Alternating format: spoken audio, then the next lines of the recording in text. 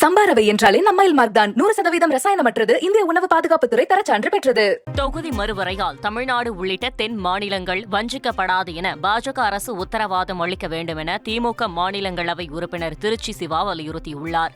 நாடாளுமன்ற வளாகத்தில் செய்தியாளர்களிடம் பேசிய அவர், மக்கள் தொகை அடிப்படையில் 2026 தொகுதி மறுவரையறை செய்யப்பட்டால் தமிழகத்தின் எம்பி தொகுதி 31ஆக குறையும் என்றார். மேலும் நாடாளுமன்றத்தில் நியாயமான பிரதிநிதித்துவம் இருக்காது எனவும் திருச்சி சிவா கருத்து கூறினார். தமிழகத்தின் கடன் 15 லட்சம் கோடியாக உள்ளதாக கூறிய பாமக தலைவர் அன்புமணி ராமதாஸ், வட்டியாக மட்டும் ஆண்டிற்கு 1 லட்சம் கோடி ரூபாய் அரசு கொடுத்து வருவதாக தெரிவித்தார். திண்டிவனத்தில் உள்ள தைலாபுரத்தில் பாமக பொது நிழல் நிதி அறிக்கை வெளியிடப்பட்டது. அதில் தமிழகத்தின் கடன் மற்றும் வட்டி தொகை குறித்த தகவல்களை அன்புமணி ராமதாஸ் தெரிவித்தார்.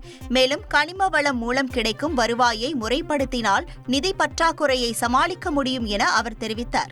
தமிழ்நாட்டினுடைய கடன், நேரடி கடன் சமீபத்தில் எங்களுடைய பொருளாதார ஆய்வறிக்கைகளை வெளியிட்டிருக்கிறோம். 9,55,000 கோடி தமிழ்நாட்டின் நேரடி கடன்.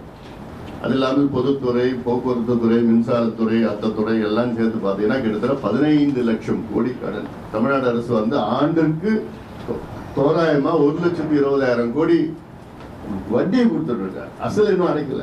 சம்பாரவை என்றாலே நம்மைல் மார்க் தான். 100% ரசாயனமற்றது. இந்திய உணவு பாதுகாப்புத்துறை தரச்சான்று பெற்றது.